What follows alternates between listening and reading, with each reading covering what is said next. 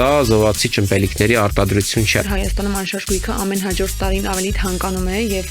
չի էժանանում։ Մի բան է, երբ որ հեռախոսազանգով կամ ինչ-որ նկարներով, մի բան է, երբ որ իր բնակարանի ներսում ինքը այդ ամենը շոշափում զգում է։ Եթե ինչ-որտեղ կապիտալիզացիան չի աճում, իսկ Հայաստանում աճում է, Արհեստական բանականությունը կզարգանա, տարբեր խնդիրներ կլուծի։ եթե որևէ կառուցապատող բարագույրի հետևում է մնացել, այնտեղ էլ մնում է։ Տունը շատ էմոցիոնալ հասկացություն է մեր հայերիս համար։ Այս հարցը միշտ Տուն էքսպոյում ակտուալ է։ Քիչերը կարող է հիշեն, բայց 90-ականներին տան շուկա հասկացություն կար։ Գնորդինը մեկ բնակարան է, կառուցապատողինը ամբողջ շենքն է։ Կամ պետք է մեծ հայանադարձություն ունենանք, կամ պետք է կարողանանք գույքը արտահանել։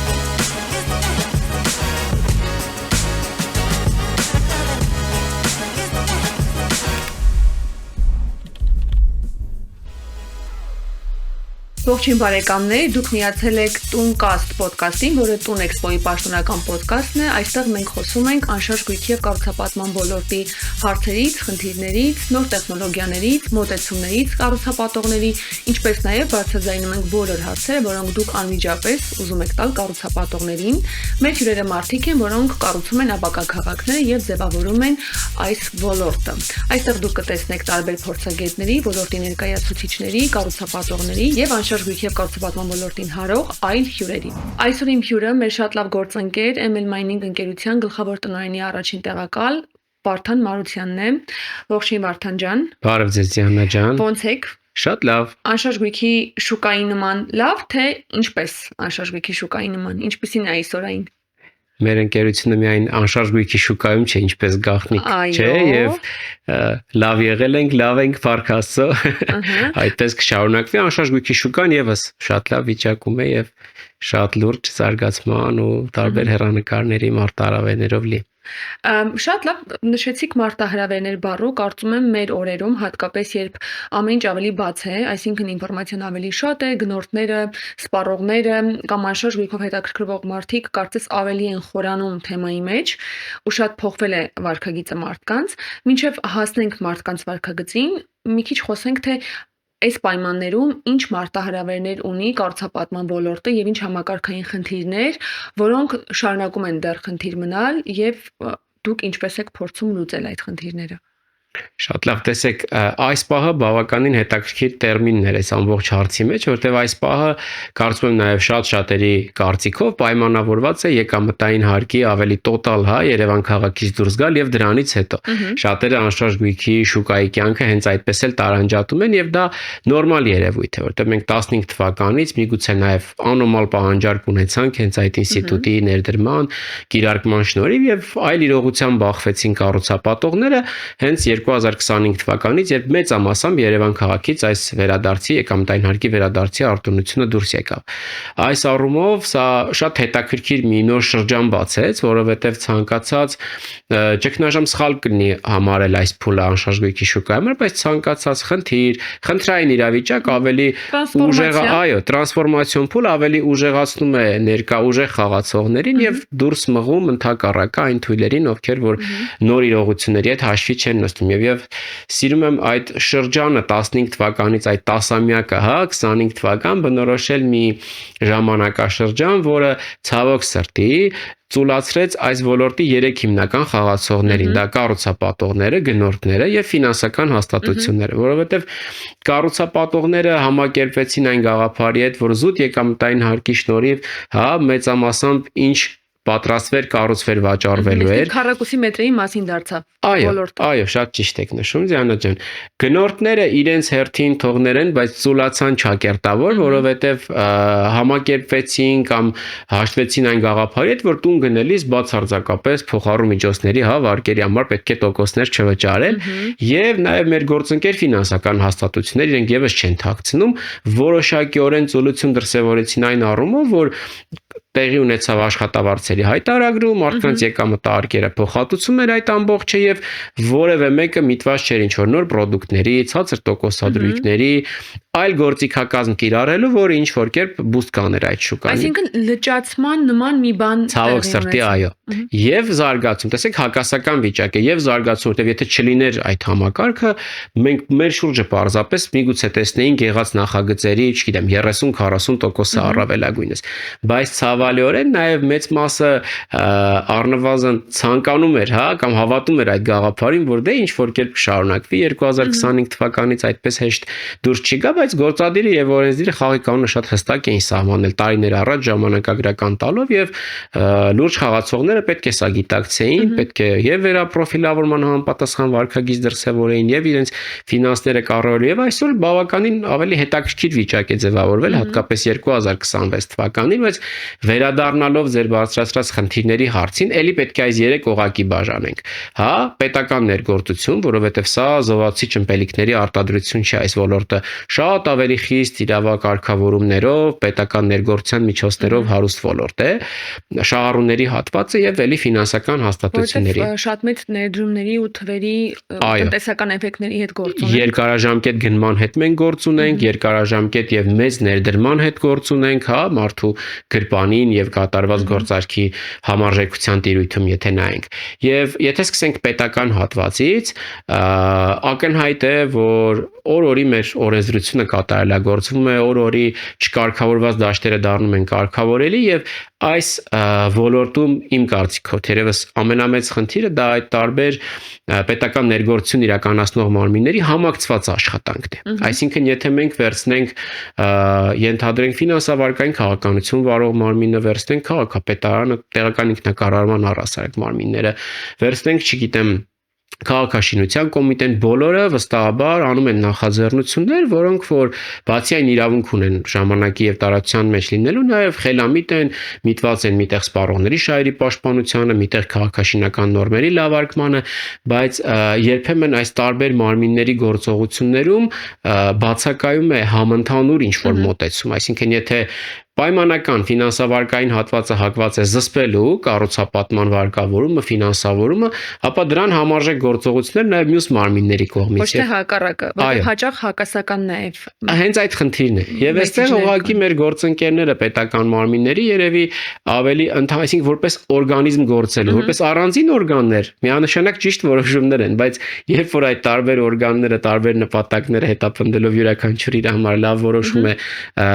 նախաձեռնում, լավ կլինի, որ որպես օրգանիզմ այդ ամենը հանդես գա եւ վստահ եմ այդ համատեքստում տարբեր որոշումներ կվերանայվեն։ Գնորդների տեսանկյունից շուկան նորից մարսելու վերըմբռնման խնդիր կա այստեղ, հա, նույն քիչ առաջ խոսում էինք տոկոսներ վճարելու, մարդիկ պետք է գիտակցեն, հասկանան, որ տուն գնելը այդքան էլ հեշտ գործարք չէ, որքան էլ մարքեթինգային տարբեր տիրույթներում փորձեն անել, մարդը պետք է որոշակի ներդրում ունենա, պետք է որոշակի իր ֆինանսներից զրկվել ասելով փոխակերպի դա անշարժ գույքի։ Այո։ Անի ներդրում, ի վերջո, որովհետև դա երկարաժամկետում ներդրում է։ Եվ ֆինանսական գրագիտության խնդիր ունենք մենք ընդհանուր հասարակության մոտ, հա, որպեսզի կարողանան պատշաճ գնահատել, հա, տարբեր առաջարկներ։ Իսկ կառուցապատման ոլորտի ամենակարևոր խնդիրներից մեկը, որը կարծում եմ բոլորիս է բնորոշ եղել, հենց այն նախորդ տասամյակի պատճառով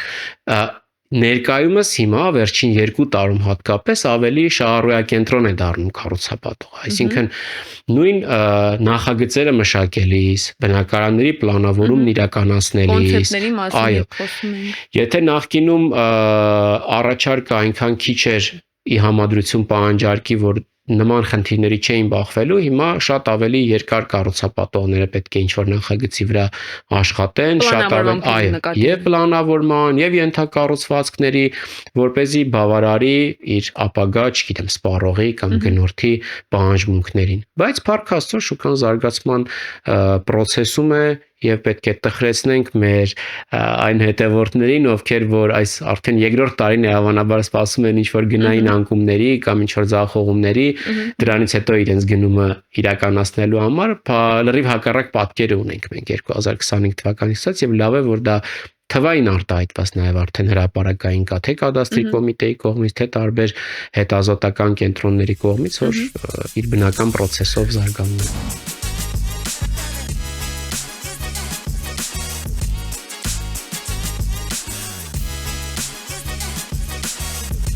Ես էլ մի քիչ էս պրոպագանդան չեմ հասկանում, երբ մարդիկ տեսնում են, որ Հայաստանում անշարժ գույքը ամեն հաջորդ տարին ավելի թանկանում է եւ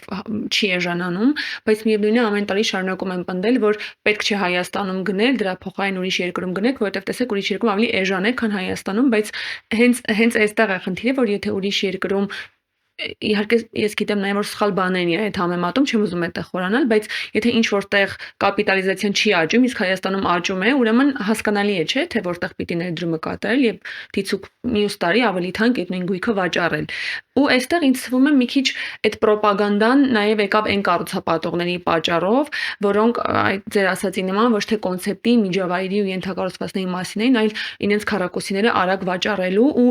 դրա ստվերի պատճառով մյուս կառուցապատողները, որոնք ընդհանրապես քառակուսի մետրերի մասին չեն, իրենք էլ են տուժում ու արդեն գալով գնորդի վարկագծին, քանի որ մենք ցուցահանդեսում էլ տուն էքսպոյում էլ 2022-ից մինչև 25 կտրուկ տարբեր պատկեր ենք տեսնում այցելուների պահանջատիրության իմաստով, տեղեկացվածության, նաև ցուցահանդեսն է որոշ իմաստով նպաստել, որ մարդիկ հասկանան, որ պիտի մի 4 հարց ավել տան կառուցապատողին ու կառուցապատողներն էլ սկսել են շփվել գնորդների հետ։ Ու ինչ որ կրթական հետաքրքիր պլատֆորմա է ձևավորվել օթում, չեմ ուզում ասել տուն էքսպոյում, տուն էքսպոն այդ հարթակներից մեկն է։ Կառուցապատողներն են շատ բաներ անում այսօր ավելի շատ շփվելու գնորդների հետ։ Ինչ բաներ կան, որ բնորոշում է այսօրվա գնորդին ու որ այդ բաները տարբերակում են նույն գնորդին տարիներ առաջ։ Շատ հետաքրքիր հարցեր բարձրացրեցիք։ Այսօրվա գնորդը տարբերվում է անգամ 1 տարի առաջվա գնորդից, 2, 3, 4 տարի առաջվա գնորդից։ Եթե մի նախադասության փորձենք կամ բառակապակցության բնորոշել, միանշանակ այդ գնորդը զարգանում է եւ իր վարքագծով, եւ իր որոշումներ կայացնելու գիտակցությամբ, եւ իր վերլուծական կարողություններով։ Սա հետաքրքիր էվոլյուցիոն process է, որը ելի պետք է կապենք նախորդ տասնամյակի հետ։ Տեսեք, եթե մենք դիտարկենք այն ամենապիկային հատվածը անշարժույթի, որ մենք ունեցել ենք Հայաստանում, 24-ը բացառենք։ 24-ը ինքը եկամտարկի մայրամուտի տարին է, այո, պետք չի դա համեմատել ոչ մետրիկան, ոչ ինչ-որ ուրիշ բաներ։ Դիտենք 19, 20, 21 թվականներ, այդ ժամանակ գնորդների մեծ մասը վիրտուալ տիրույթում է շփվում կառուցապատող։ Այդ վիրտուալ մի քիչ ճիշտ տերմին չօգտագործեցի, ավելի շուտ հատակագծային, ռենդերային։ Ոնց որ գնորդը կար ու կար գրասենյակ անշարժույթի։ Դա իր հերթին Ձիանա ջան, բացի այդ պատրաստի նախագծերն էին շատ քիչ։ Դուք տեսեք հիմիկվա հանձնվող, շահագործման հանձնվող բնակֆոնդը, դրանք հիմնականում այդ թվերին մեկնարկած համալիրներն են։ Եվ մարդիկ համեմատելու բազան սահմանափակվում էր այս գրասեղանին դրված ինչ որ հատակագծով, նկարներով, ռենդերներով եւ այլն եւ այլն։ Հիմա մարդը բախվում է իրականության հետ։ Կամարդ անգամ ով որ գնում է կատարել, ունենալով լրիվ այլ սպասումներ, այսօր ունի փաստը ինչ որ ստացել է, հետեւապես իր երկրորդ գնումը կատարելիս կամ իր ընկերոջը հարազատին ուղեկցելիս նա արդեն գիտի, հա, ինչի վրա պետք է ուշադրություն դարձնել, ընդ որում հարցեր, որոնք այն ժամանակ պատշաճ կարևորություն չունեին։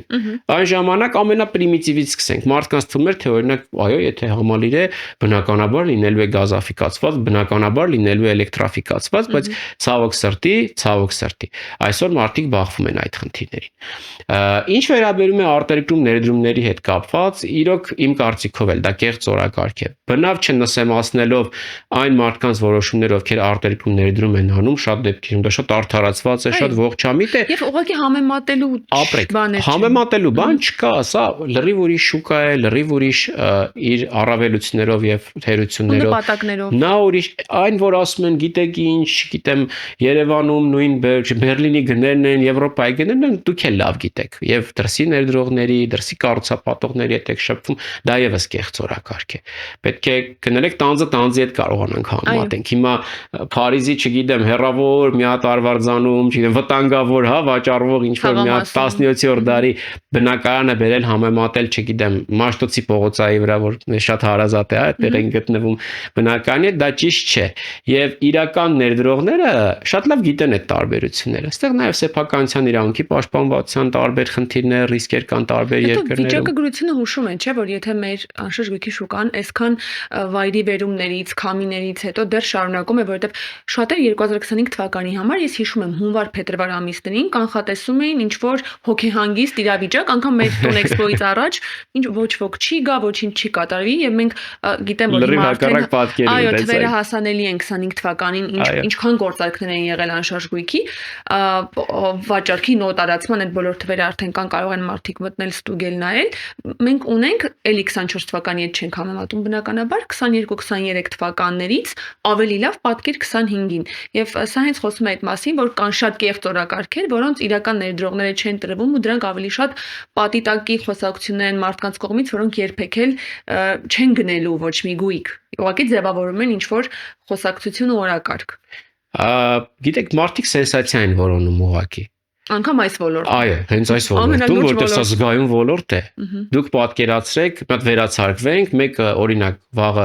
ինչ որ հրապարակային խոսքով հանդես գա, որ գիտեք, ինչ բանկերում շատ վտանգավոր է ավանդներ ներդնելը։ Դուք պատկերացնում եք, չէ՞, այդ նյութի դիտելիությունը, տարածելիությունը, որովհետև շատ զգայուն, ինքը շատ ուղիղ կպնող հարց է։ Եվ ամենամեծ վախերից Գնման իրավունքով բնական, ես միշտ հավատալ եմ ավանդ դնելու հետ։ Դու որոշակի ներդրում ես անում, ինքը իր capital gain-ը ապահովում է, զարգանում է։ Դրա համար այդ կարգի խոսույթները շատ արագ տարածվում են։ Այստեղ ուրիշ խնդրեմ կա, որ ու մենք միասին պետք է այդ խնդիրը նաև լուծենք ձեր հետ,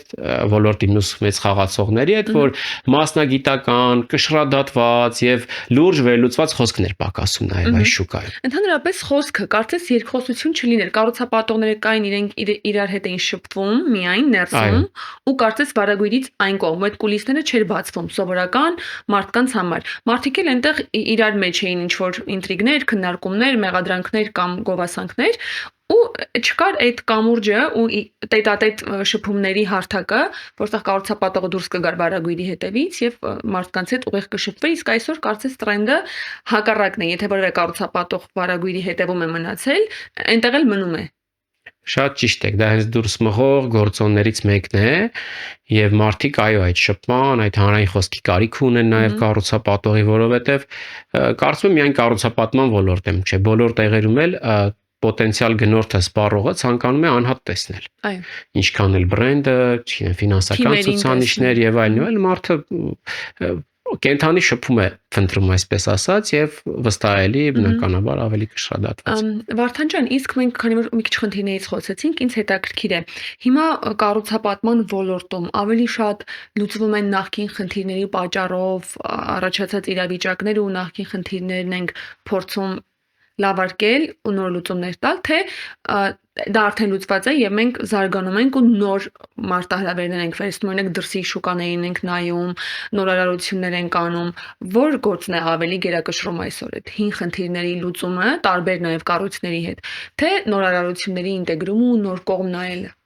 Գիտեք, դժվարանամ ասել տեսակար կշռով, որը ինչ չափով, բայց երկու ուղղությամբ էլ գնում է։ Այսինքն շուկան զարգանում է մի կողմից նախկին սխալները շտկելով, նույն կառուցապատողները նախորդիվ խոսեցինք պլանավորման մասին բնակարանների,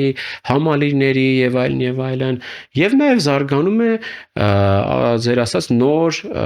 product չասենք, բայց նորամուծությունների ներդրմամբ, հա, այդ համալիրներում։ Ինչ վերաբերում է անշարժ գույքի արտահանման մասով, այստեղ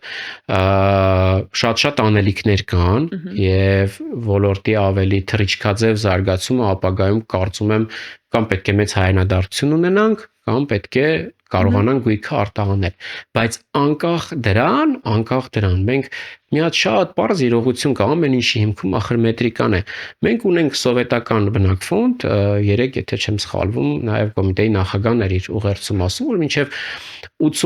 80-ական թվականները կառուցված բոլոր շենքերը Հայաստանում ունեն սեյսմիկայի խնդիր։ Եվ շատ վախենալու,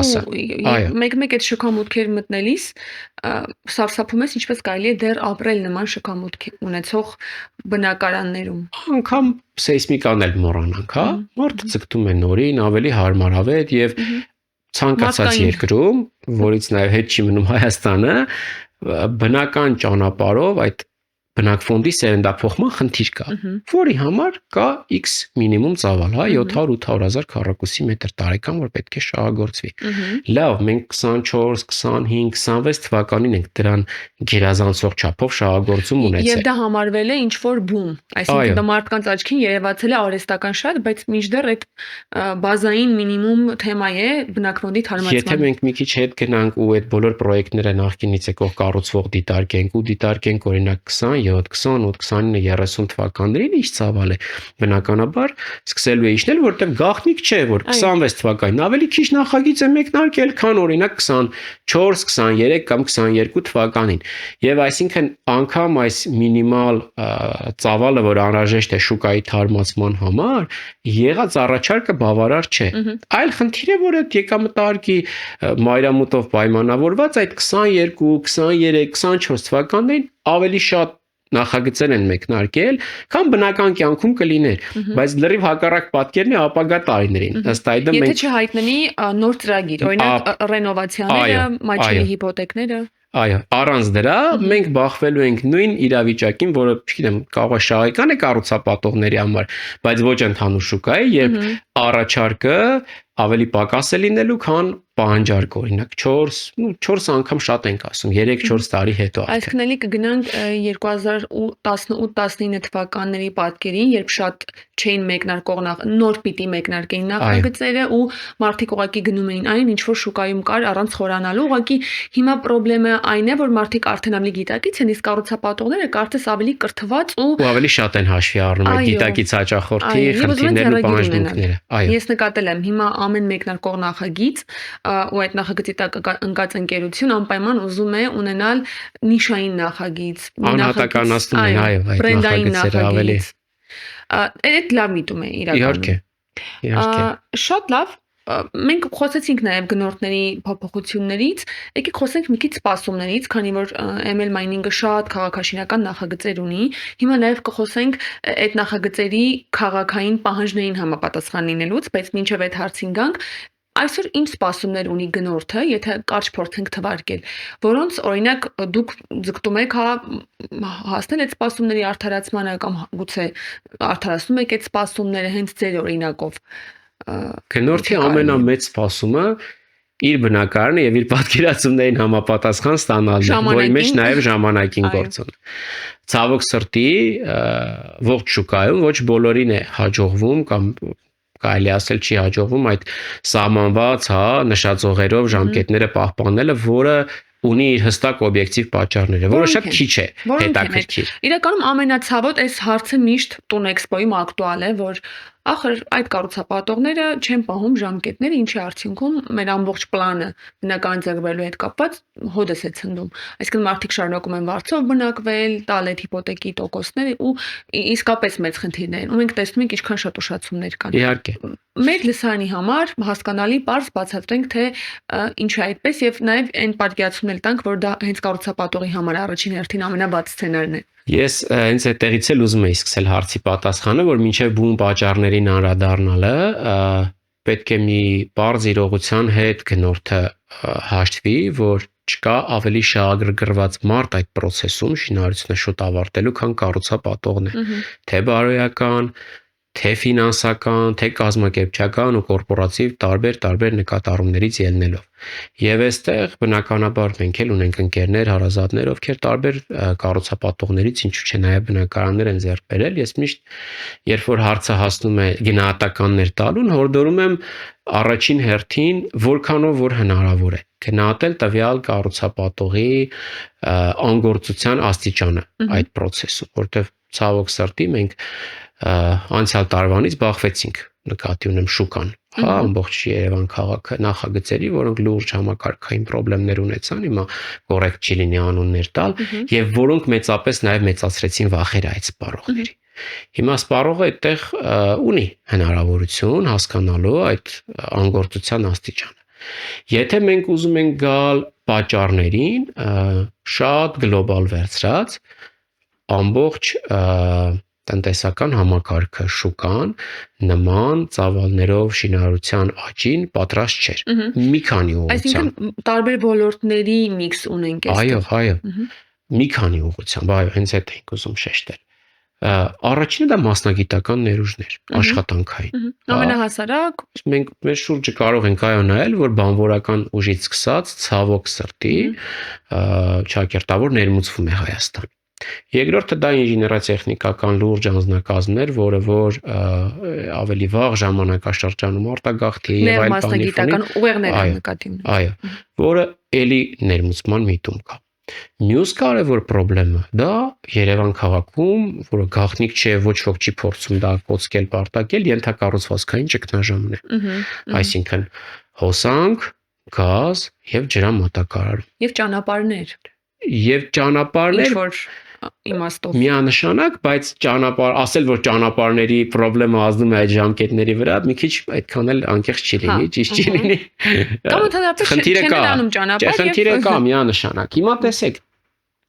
սպառողը պետք է հասկանա, օքեյ, ինքը ուզում է օրինակ 6 ամիս շուտ ստանալ իր գույքը, բայց տարբեր համակարգային խնդիրներով, օրինակ, չգիտեմ, գազաֆիկացման, էլեկտրաֆիկացման, չի ուզում այնքան ժամանակ մինչև դրան չի բախվում։ Երբ որ մարդուն փորձում ես կոմունիկացվել, բացատրել, որ գիտես ինչ, օրինակ, այս ժամկետը միտված է այս գործառույթին, որը իմ տիրույթից դուրս է, բայց միևնույնն է պետք է ավարտված։ Նախապես հիմա հարց կառաջանա մեր դիտորդների մոտ, միթե նախապես չի կոմունիկացվում այս ամենը պայմանագրի ստորագրումից առաջ, որ գնորդը իմանա դիցուկ երբ հանձնելու պահը գա, այսպեսի վիճակով է հանձնվելու եւ այս բաները չեն լինելու, թե դա հետո է իմանում։ Ես կուզեի պայմանագրի կտորը մի կողմ թողնեինք, որովհետեւ մեր ընդհանուր բարեկամ Համլետն էր միշտ ասում, որ կարևոր չէ ինչ են պայմանավորվում, այլ կարևոր է թե հետագայում ինչպես են իրենց դրսևորում եւ այդ պայմանավորվածությունները իրագործում, դրանից ավել թե դրանից պակաս։ Եվ պայմանագրով ամեն ինչ կարելի է ապահովագրել, գրել, սիրուն, գեղեցիկ եւ վաղը, բայց մարդու սպասումները, հա, առնվազն ձեր ասած այդ անհատի հետ բանավոր կոմունիկացիա կա, որով ինքը ունի սպասում X ժամկետում ստանալու։ Հիմա եկավ X ժամկետի ավարտը, հնդածը տարբեր խնդիրներ առաջացան, որոնք որ այո, կառուցապատողը այս կամ այն չափով պետք է լուծեր, բայց բաներ կա, որ իր վերահսկողությունից դուրս են, նույն հանրային ծառայությունների հատվածի նշած, նույն տարբեր ֆորս մաժորային իրավիճակներ եւ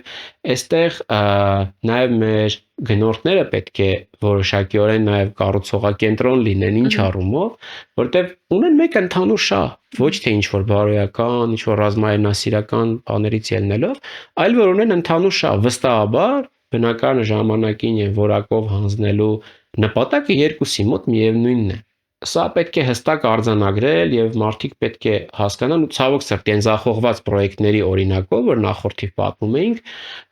այնտեղ օրինակ չեղավ այդ միասնականությունը նաեւ, հա, ու էլի տես դեպքեր են եղել, երբ որ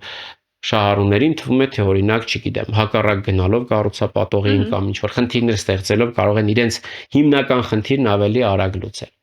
Բնականաբար կառուցապատողներն էլ են լավարկում իրենց գործողություններն ու գործունեությունը եւ ես վստահ եմ, որ ապագայում շատ այլ նախագծերում ավելի հաշվենկատ կլինեն։ Այստեղ ուրիշ խնդիր է գալիս, ուղղակի այդ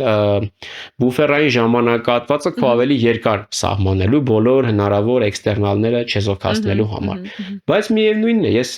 միշտ մեր շահառուներին այդ օրինակն եմ բերում, որ երբ որ վերանորոգում են մեկնարկում, որքան են պլանավորում, իհարկե այնտեղ ոչ միշտ է որ պրոֆեսիոնալ սուբյեկտների հետ գործ ունեն, բայց շատ ավելի հեշտ եւ կառավարելի process-ի հետ գործ ունեն։ Եվ միշտ այդ օրինակն եմ սիրում բերել, որ չգիտեմ, սկսած ինչ որ ընդմիջումներ կազմակերպելուց այդ բանվորների համար իրենց տան վերանորոգող, ինչ որ հոգսը կիսելով շատ ավելի համատեղ են այդ գործընթացին նայում, քան կառուցապատողին, որ այդ նույն տան ուղակի մի ուրիշ հատվածն է անում, հա, ներքին հարդարում չի անում։ Այստեղ էլի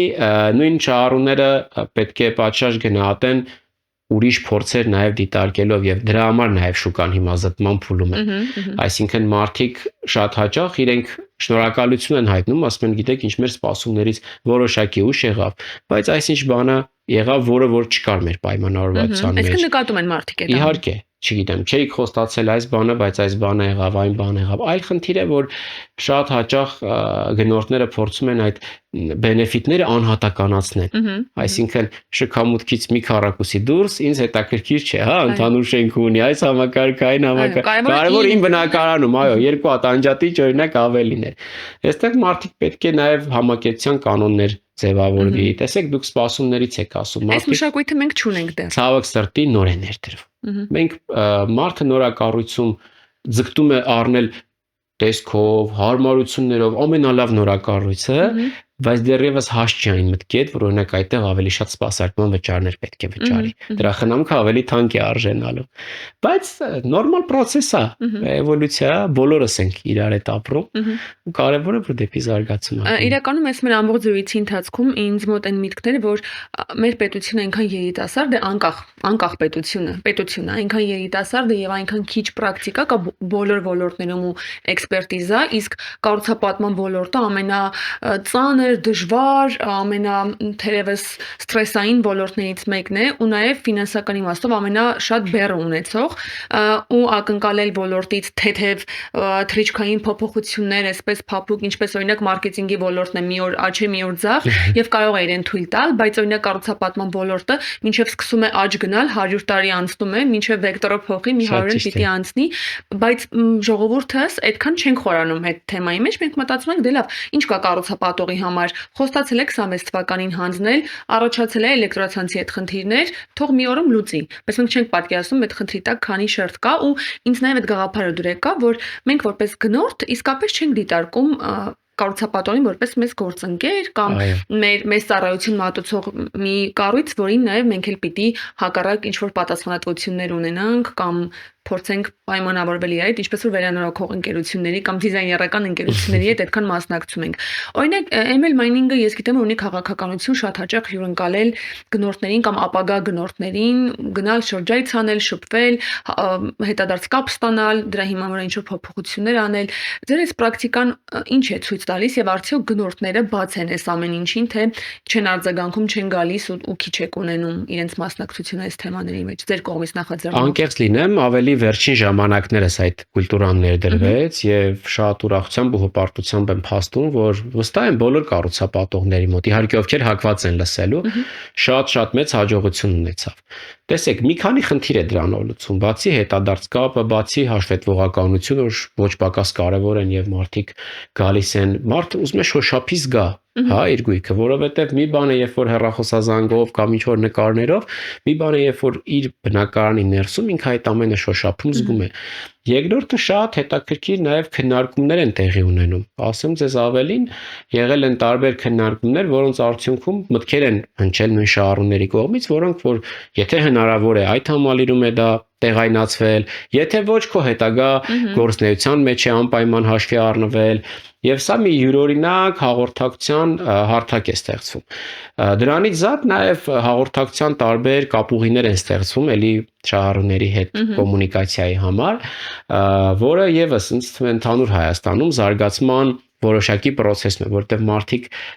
երբեմն դաշտպոտում են ինչ-որ զրուցարանների հետ, որտեղ կարելի է տարբեր կենցաղային հարցեր քննարկել, բայց աստիճանաբար այնտեղի խոսույթն էլ է զարգանում, թե կառուցապատողի, թե շահառուների։ Բոլորը մասնագիտանում են կարծես։ Այո, եւ շահառուներն էլ են սկսում ավելի բարձր մակարդակի հարցադրումներ բարձրացնել, ավելի կարևոր խնդիրների ուշադրություն դարձնել։ Սա իրոք շատ կարևոր մի գործընթաց է, որը նաեւ մեր մյուս գործընկերներին խորհուրդ կտամ, որովհետեւ նորից պետք է վերադառնանք Դիանա ջան, գնման իրավունքը ինձ համար, չգիտեմ, նաև որպես տնտեսագետ, դա համատեղ բիզնեսի պես մի բան է։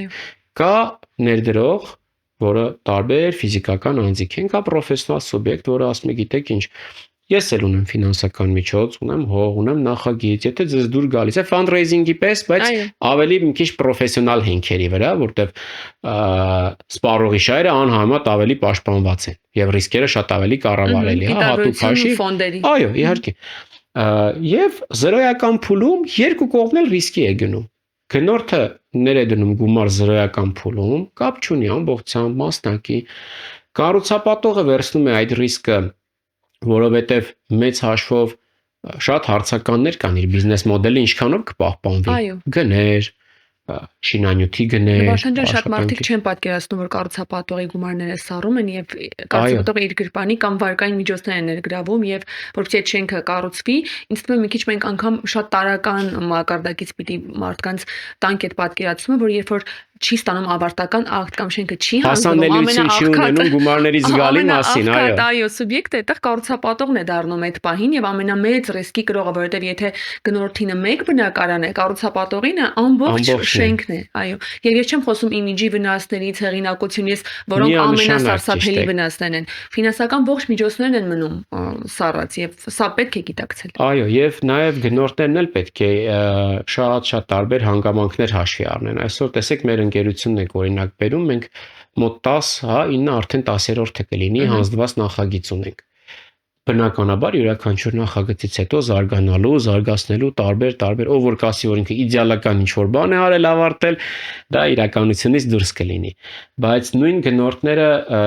հետաքրքիր հարցեր են նաև բարձրացնում։ Մարդիկ բախվեցին այն խնդրի, որ օրինակ հայտնի բրենդի ներքո ինչ որ կառուցապատում էր արվում, հետո հասկանում էին, որ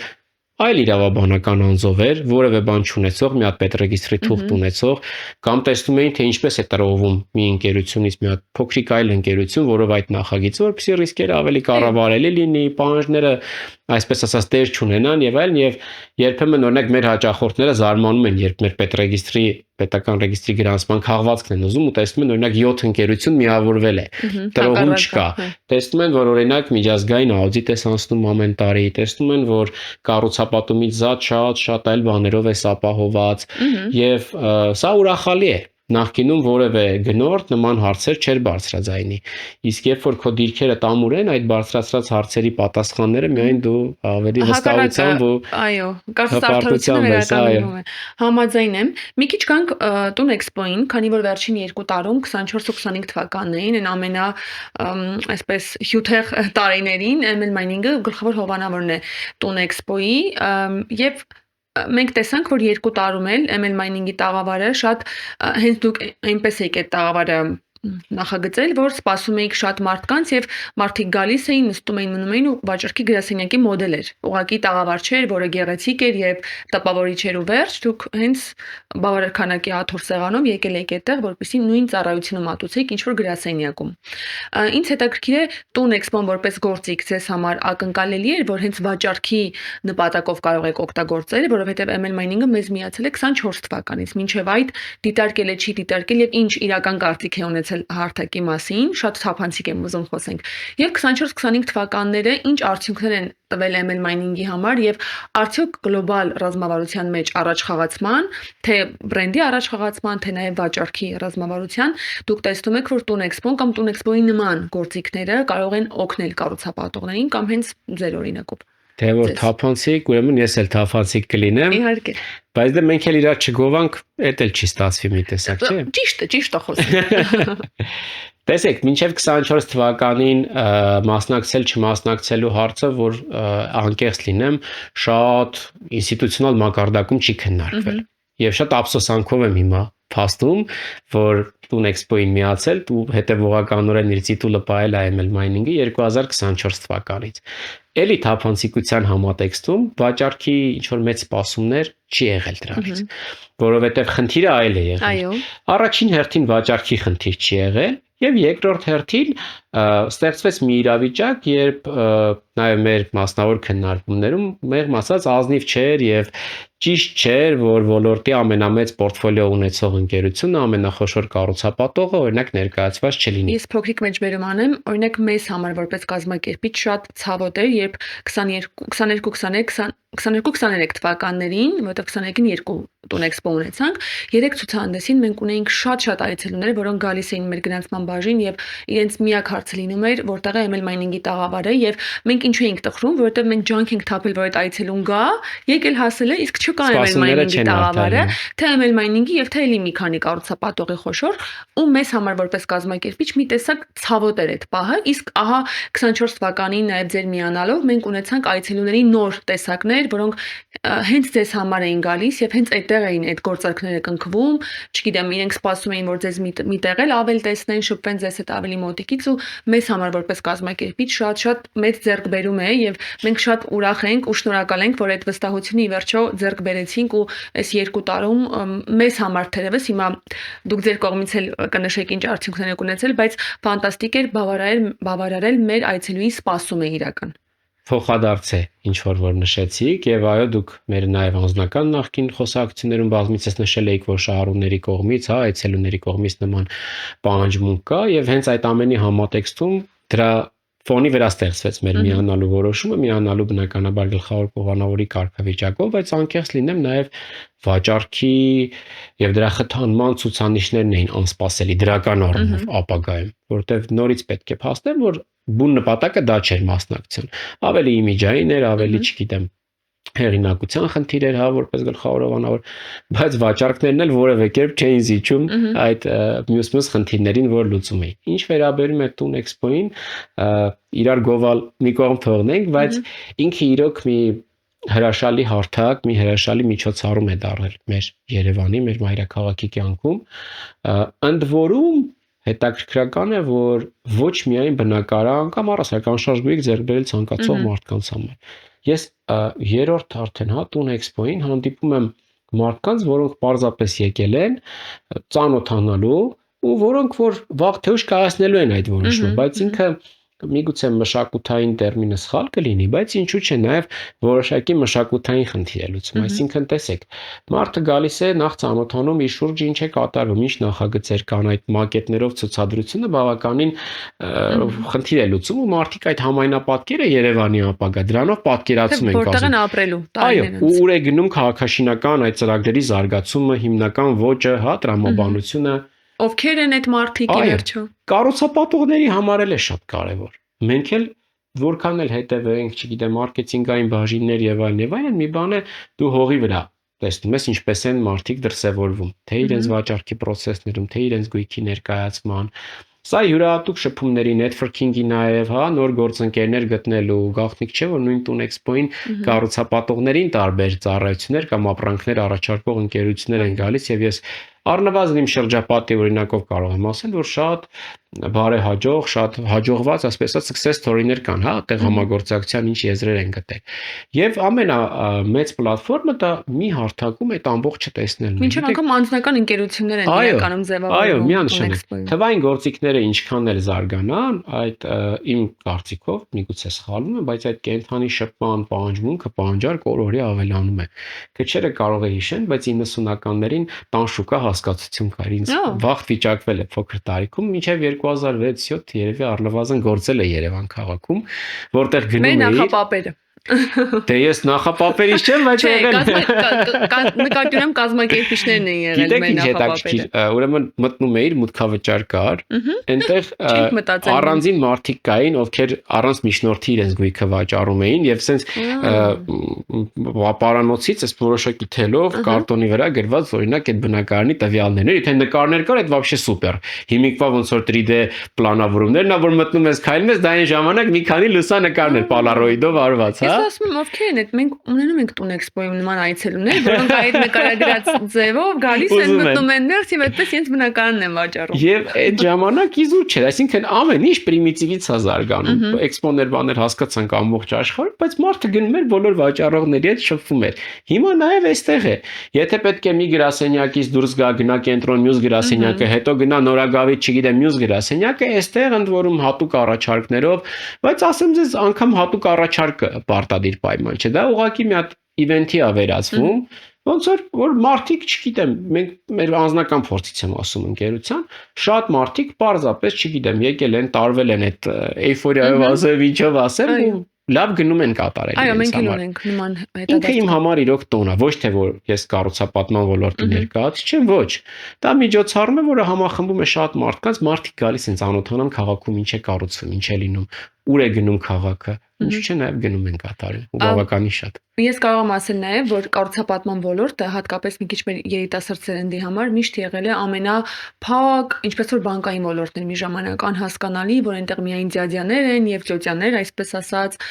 որ այնտեղ ոչ մի ջահել մարդ չպիտի մտածի առհասարակ հետաքրքրվելու մասին, բայց մենք տեսնում ենք, որ եկող սերունդը, ինձնից անգամ երիտասարդ սերունդը ապագա ավելի հարուստ սերունդն է եւ որ ավելի շուտ է սկսում բնակարան ունենալ, որովհետեւ եթե մեր տատիկները, հայրիկ-մայրիկները իրենց գերդաստանի հետ էին մեկ բնակարան կիսում, այսօր մենք եւ ինձնից ավելի երիտասարդ մարդիկ նախընտրում են իրենց առանձին բնակարան, անգամ եթե ամուսնանալու են վաղը մյուս օր, Այդ ուրիշ իրենց պատմություն է։ առանձին բնակարան ունենալ եւ մենք մեր այցելուների մեջ անգամ տեսնում ենք, որ գալիս է օրինակ երիտասարդ աղջիկ, որ այսօր եւ մյուս տարին ինչ է կառուցվում եւ երրորդ տուն էքսպոին նոր գալիս ու ձեռք է բերում այն բնակարանը, որը 2 տարի է դիտարկում էր այդ կառուցապատողին։ Եվ տուն էքսպոին ոչ մի այցելու պատահական չի հայտնվի։ Ամեն դեպքում գալ հասնել Մերիդիան, որը այնպես չէ որ քաղաքի կենտրոնում է տեղակայված, չնայած որ մոտ է կենտրոնին, բայց միևնույն է գալու համար պիտի տրամադրվես։ Որոշակի այո։ Այո, եւ պիտի Ու խցանումները էքսպոյի մասնակիցների։ լռեմ։ Մեզ համար ուրախալի, բայց վերջը մասնակիցների համար ոչ այդքան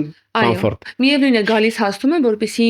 մեկ անգամ ավել շփվեն այն կառուցապատողն են թիմի հետ, որով հետաքրքրված են ու գուցե երրորդ տուն էքսպոին նոր այդ որոշումը, որտեղ գումարը 3 տարի անց է զարգացնել։ Եվ ամենակարևորը թերևս մենք նաև մեր Instagram-ի story-ներում տեսնում ենք, որ այն մակետներն են ու այն տաղավարներն են ամենաշատը հայտնվում սոցցանցերում, որոնք հետաքրքիր լուծումով են, կրեատիվ են, գուցե դա այդ պահի վաճառքի վրա անմիջապես այդ տարի չի ազդում, բայց մյուս տարվա, այո, մյուս ամիսների վրա ազդում է։ Այնպես որ նաև շնորհակալություն տուն էքսպոյի մասին մի քիչ այլ տեսանկյունից մեկնաբանելու համար, որովհետև հաճախ տուն էքսպոն չափվում է միայն վաճառքների թվով, ինչը էլի մեզ համար խնդիր չէ, որովհետև միևնույնն է մենք տեսնում ենք ինչ լավ արդյունքներ ունի վաճառքների տեսանկյունից, բայց ես միշտ տխրում եմ ինքս որպես մարքեթինգի բաժինը ներկայացնող մեր ընկերությունում Big Projects-ում, որ տուն էքսպոյի տված մյուս պտուղները, որոնք երկարաժամկետում ավելի մեծ էֆեկտ ունեն, մենք հաճախ չենք քննարկում ու ուրախ ենք, որ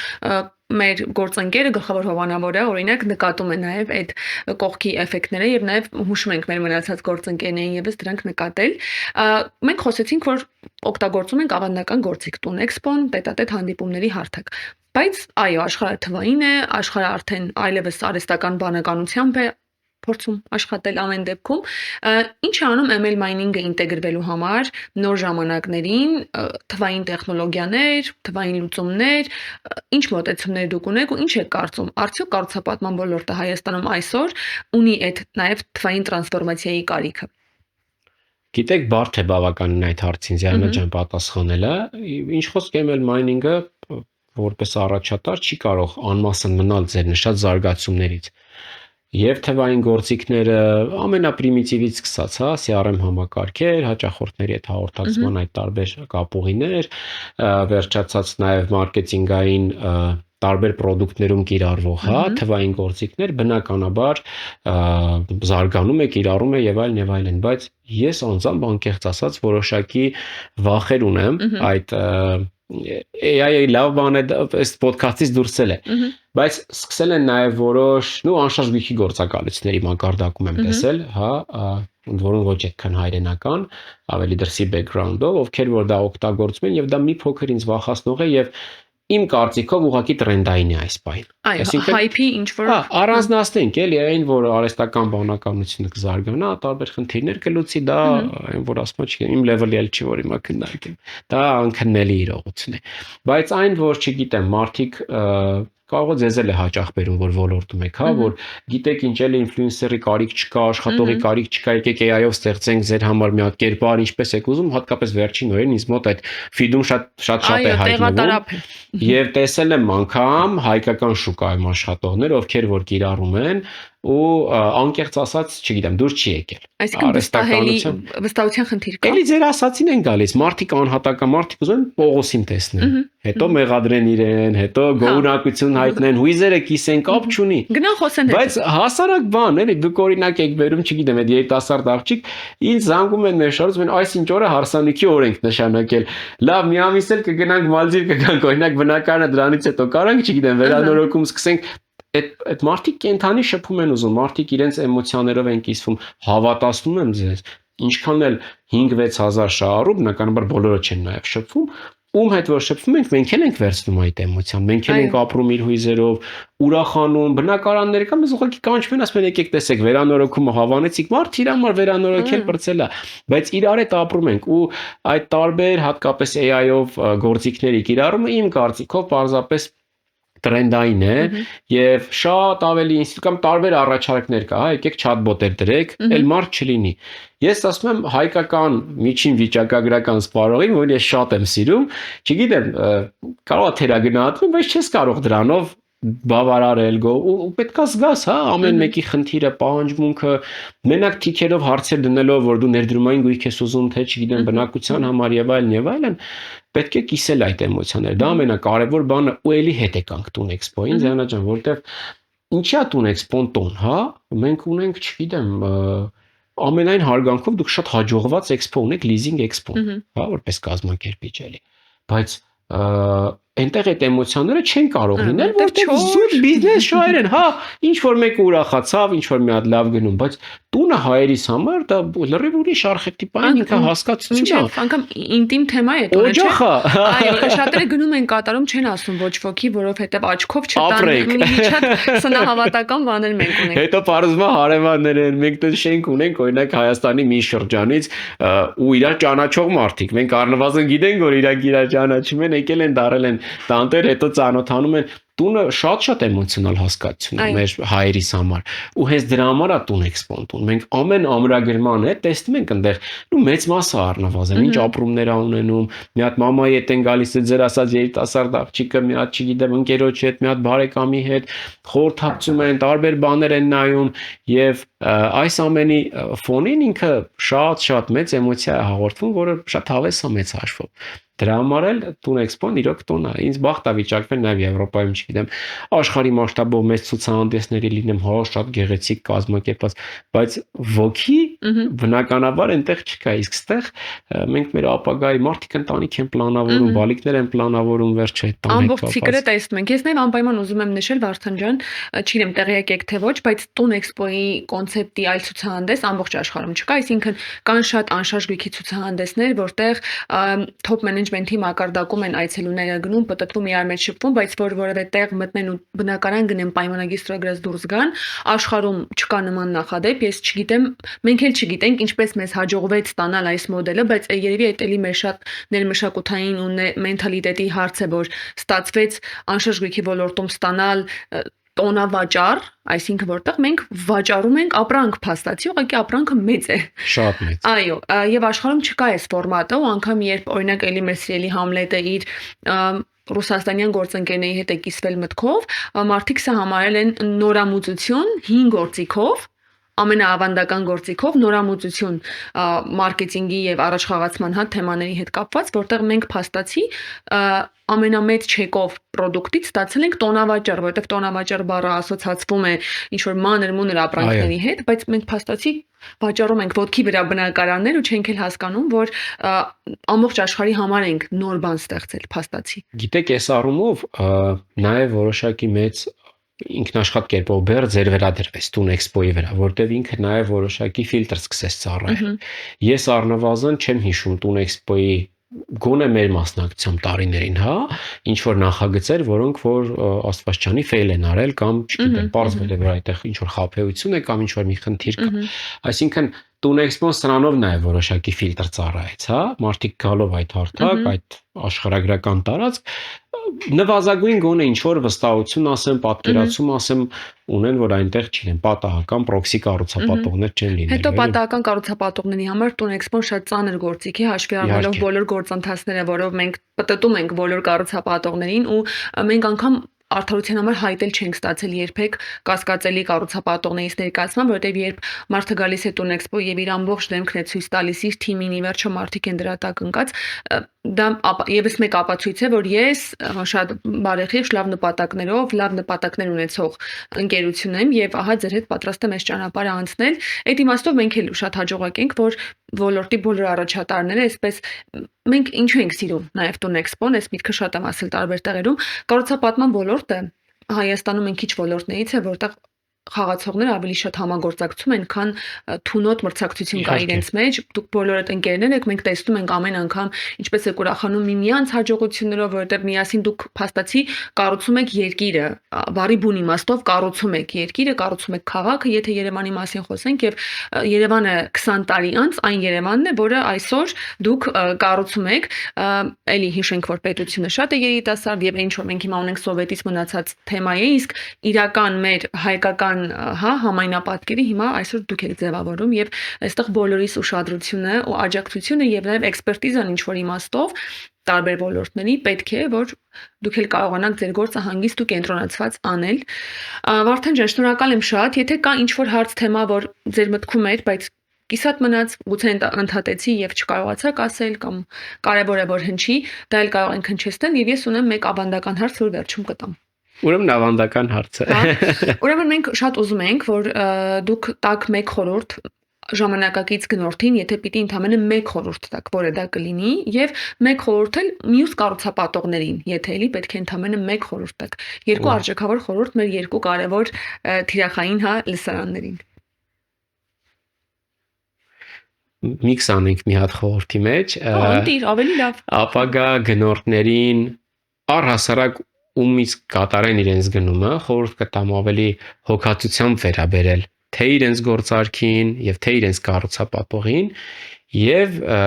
մի քիչ ավելի երկար ուսումնասիրել, կառուցապատող ընտրելիս ու ամենակարևոր հանգամանքներից մեկը որքանով տվյալ կառուցապատողը շարունակական նախագծեր ունի, չի փակելու գրասենյակի դուռը վերջին նախագիծն է ավարտի գնա։ Կառուցապատողներին խորհուրդ մի քիչ կոռեկտ չի լինի երևի թե իմ կողմից, միայն բարի ընթացք կմաղթեմ, դուք շատ կարևոր արձանագրում արեցիք Դիանա ջան, մենք ուրախանում ենք միմյանց հաջողություններով եւ սրտնեղում ինչ որ դժվարություններով, բարդություններով, որովհետեւ բացի այն գործընկերային ու առողջ մթնոլորտը, որ ձևավորված է շուկայում, այստեղ նաեւ բարձ բիզնես շահ կա էլի այն բանկերի ավանդների տրամաբանության մեջ, որևէ մեկի ձախողումը մյուսին ձեռնտու չէ եւ վնաս է ոչ թե ձեռնտու չէ եւ ընդհանրապես բարի ընթացք կմաղթեմ, կհորդորեմ պահել այդ գործընկերային բարեկամական մթնոլորտը իշավ մեր կառուցապատման ոլորտի։ Շնորհակալություն, մենք էլ ենք շատ սիրում այդ բարեկամական մթնոլորտը, որ կա ոլորտում ու մեզ շատ լավ ենք զգում աշխատել կառուցապատողների հետ եւ անշարժ գույքի ոլորտի ներկայացուցիչների հետ, որովհետեւ այդ լավ բարիդրացիական տրամադրությունը նաև մեզ է ամեն անգամ փոխանցվում եւ մենք ուզում ենք անել ավելին ոլորտի համար։ Վարդան ջան, շնորհակալ եմ շատ ժամանակի տրամադրման եւ նաև օգտակար կարեւոր գիտակցություններով կիսվելու համար, շատ ինձ համար անգամ, որ այսքան ոլորտի մեջ եմ, շատ նոր ինֆորմացիայի աղբյուր էր մեր այսօրվա զրույցը եւ իհարկե կհանդիպենք Տուն Էքսպո 2026-ում մարտի 27-28 Meridian Expo 2029 Meridian Չէ, մի հատ էլ ֆիքսենք մարտի 27-29 Meridian Expo կենտրոն, արդեն 6-րդ անգամ Երևանում մենք այս մեծ տոնը կունենանք, բոլորին սիրով սպասում ենք։